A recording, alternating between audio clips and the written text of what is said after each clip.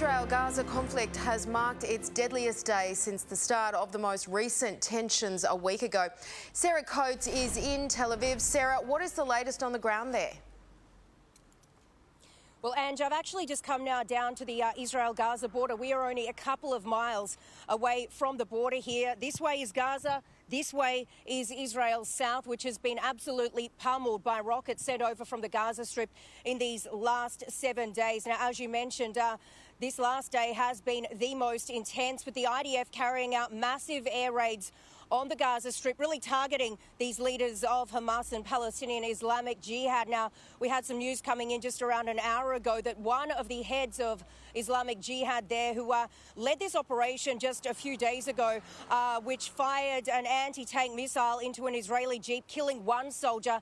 He has reportedly been taken out by the IDF. Now, we do know that the IDF has also been targeting Hamas's underground infrastructure known as the Metro, which Hamas uses to smuggle fighters and weapons through the Strip, and also to attack Israelis on this side. So at this stage, Ange, it's really showing no sign of letting up, with a lot of international calls calling for a de-escalation and calling for both sides to come to some sort of agreement. I was going to say, there's been so much pressure from the international community trying to mediate this latest unrest. How likely is a ceasefire at this stage, do you think?